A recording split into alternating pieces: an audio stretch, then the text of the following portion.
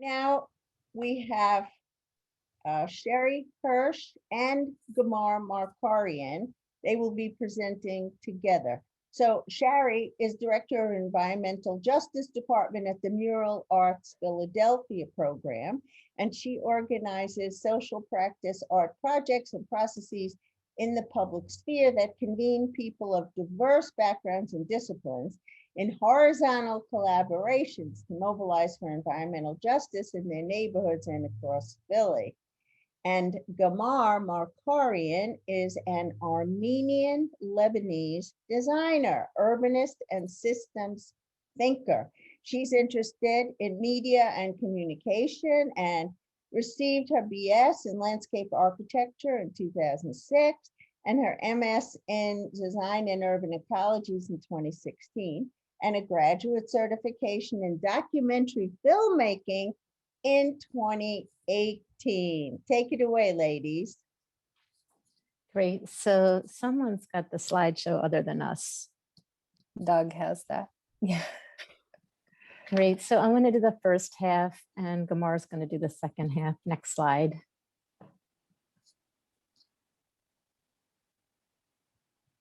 So we use gameplay to design spaces. It's a type of charrette, and we do it for three reasons. One is as artists and as part of an artistic practice, we want a practice that is highly imaginative and outside of the usual like meeting type.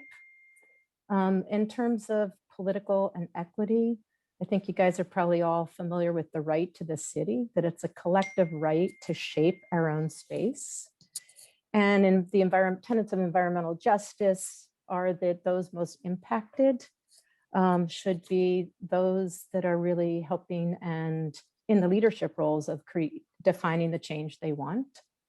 And so these things allowed us, this is what we do naturally when we're planning, was a good alignment with the playful learning tenets. And so Gamar will talk a little bit more about that. Next slide.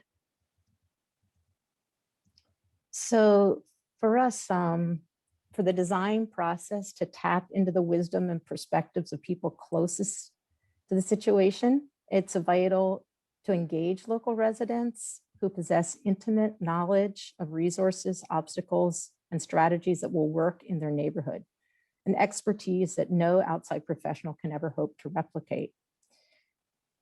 We think formalizing that local expertise and prioritizing it disrupts conventional oppressive structures of power, especially around design, and elicits a sense of importance and collectivity among community members that's often reserved for traditional decision makers.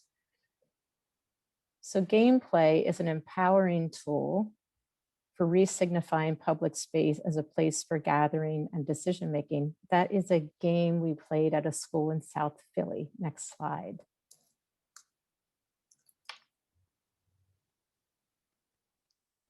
Bringing a playful dimension to urban discussions allows stakeholders with different interests and levels of privilege, such as youth, parents, business owners, elected officials, activists, and neighbors, to discuss better solutions for their environment on an equal footing. And that particular group, that's a small group, but there's probably about 4 or 5 languages in that group.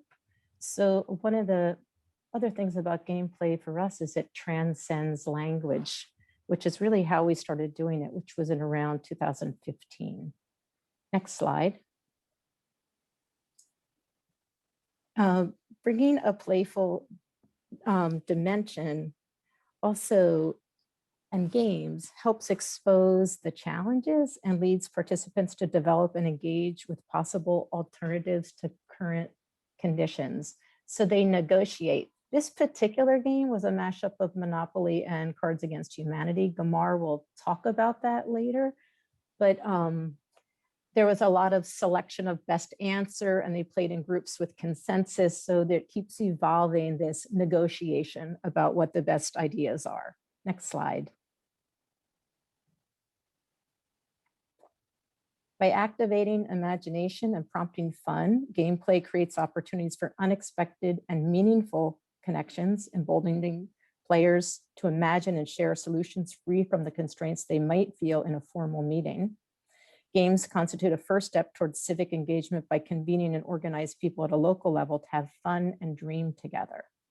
So the whole space of a game just allows a completely different conversation and solution building that's not typical of meetings. And also many of the folks who play the games come multiple times because it's actually super fun. Next slide. So you can kind of see the board in the background, how that is the site. We use a physical model of the neighborhood or a specific urban area as a board game, for example, and it constitutes a great instrument to trigger debate among the different stakeholders.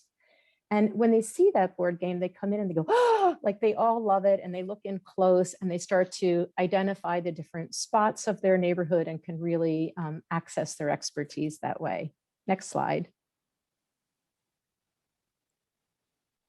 So when they play it, the physical model that they're familiar with this site, it actually constitutes a great instrument to trigger debate among the different stakeholders.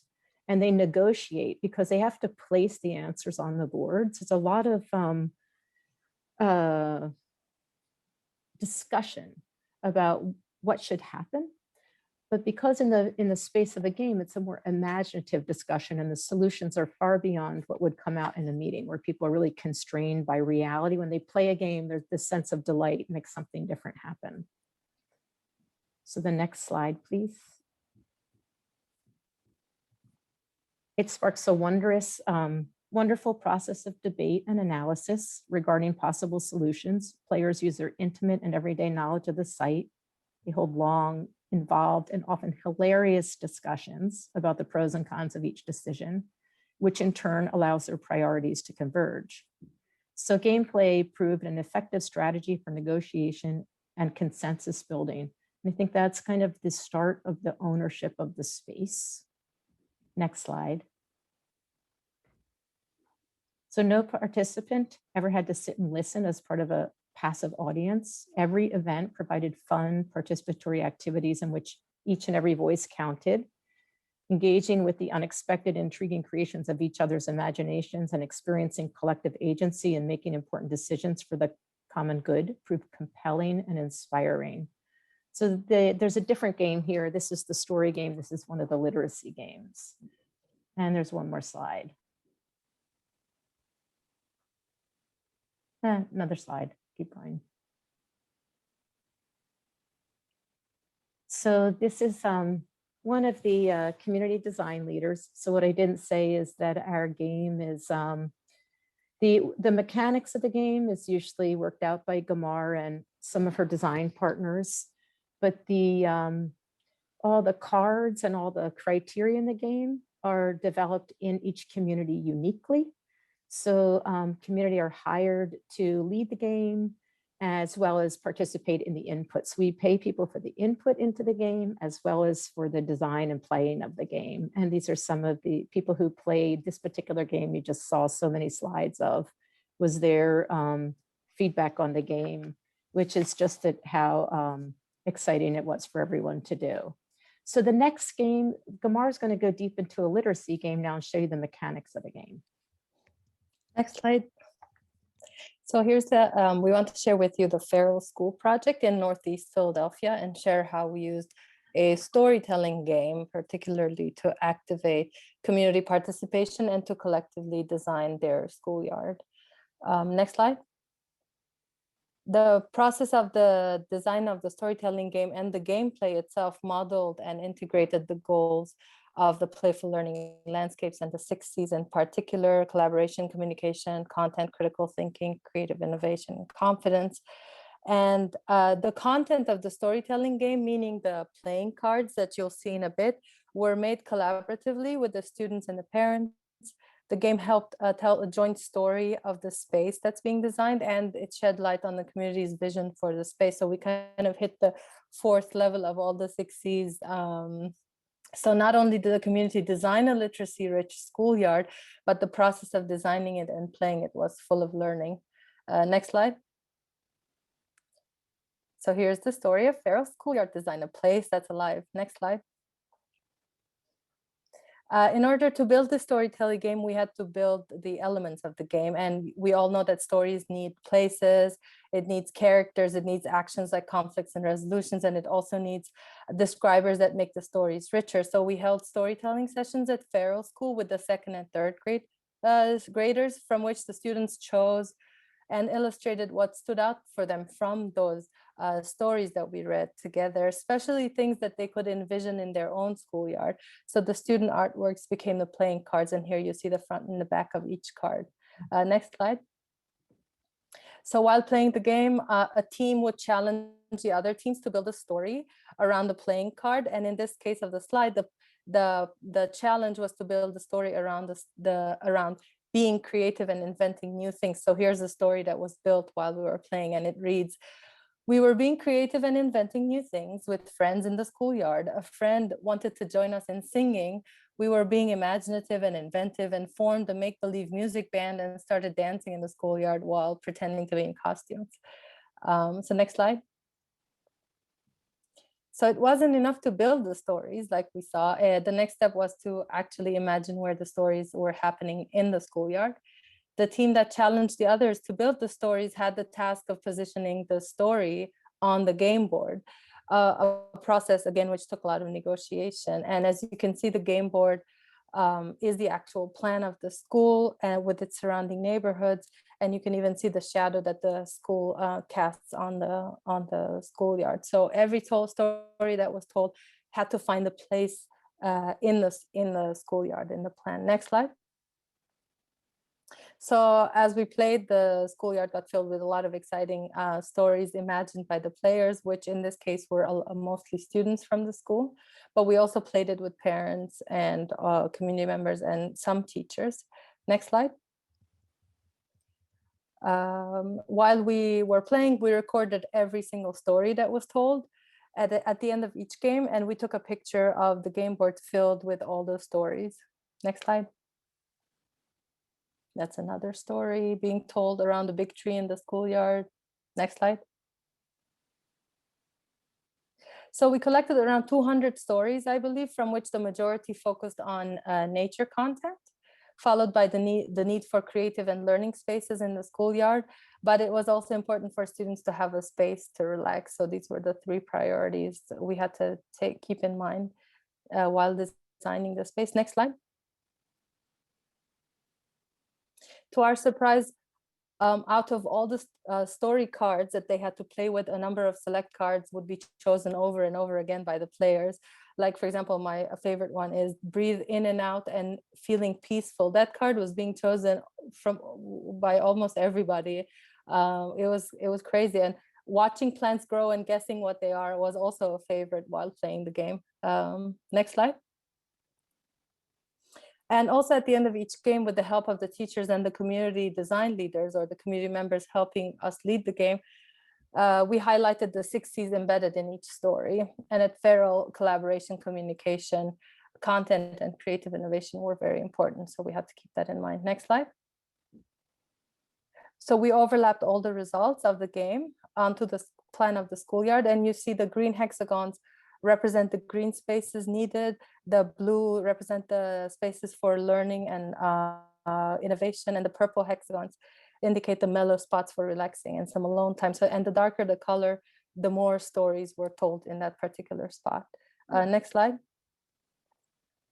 And also we conceptualized a literacy loop that will go through all the spaces in the northern section of the schoolyard, and designers Jason Killinger and Jenna Robb helped us develop the details of the loop. Next slide.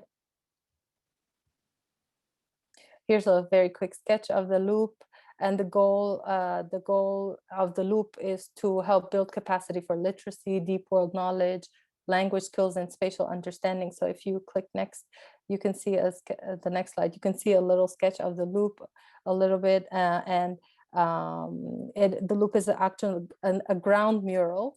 And then today we just wanted to share with you quickly the Storytelling Hive, which is highlighted on the next slide. And if you go to the Storytelling Hive encourages narrative building in this case. through a variety of cues such as color, symbols, and characters. If you can show the next slide. On the bottom right, you can see all those symbols and colors and characters.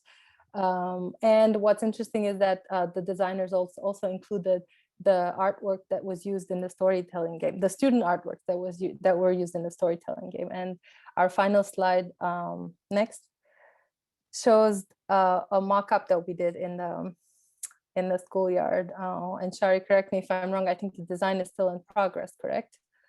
And then the loop here, the designers called it a cross-pollinating story laid out in a hexagonal pattern. And you can enter the hexagon from many different angles, and you can start a story however you want. And it's an expression of this interrelationship between the humans and insects and plants, and then and it builds a story of pollination. And this is just one section of the whole literacy loop. And thank you. Wow, thank you so much. So I am kind of blown away here at the kinds of creativity that we've seen in all these presentations.